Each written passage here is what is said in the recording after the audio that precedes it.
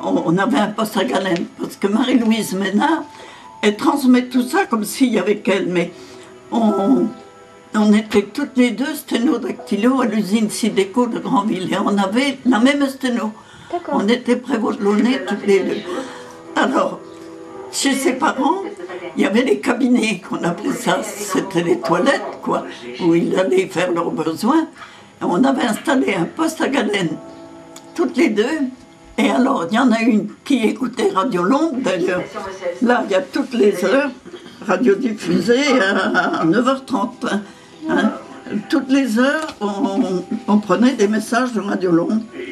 Et donc, il y en avait une qui parlait, l'autre prenait en sténo au fur et à mesure.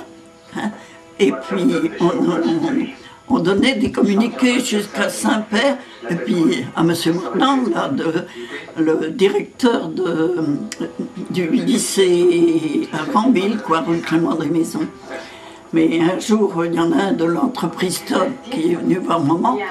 Il a dit, on sait que votre jeune fille donne des nouvelles de l'ennemi et qu'elle se méfie parce qu'elle sera considérée comme franc-tireur et fusillée sur le champ.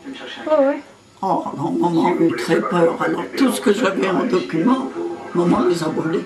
Et quand ils ont cherché les postes de TCF, que la famille, ils les ont lâchés devant et qu'ils ont tout tiré dans le dos, ils ont tiré dans le dos.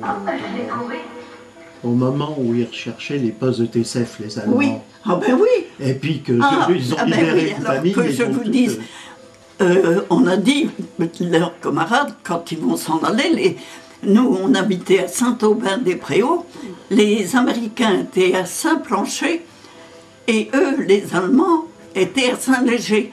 Donc, il allait s'évacuer, et il allait passer devant la ferme où nous étions réfugiés.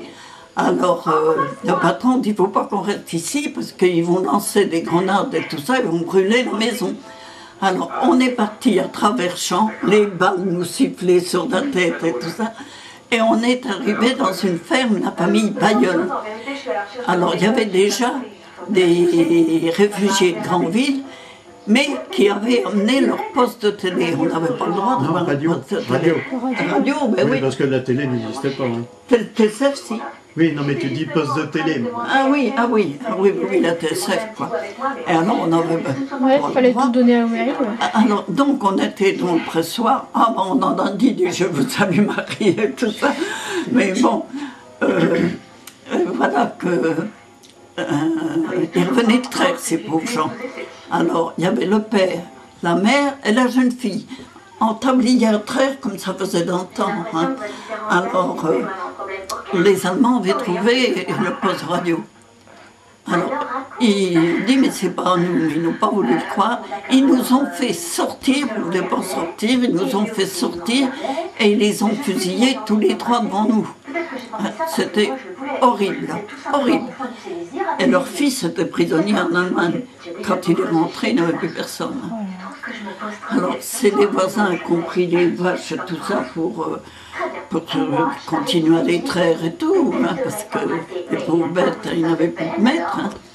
Mais c'était des choses atroces.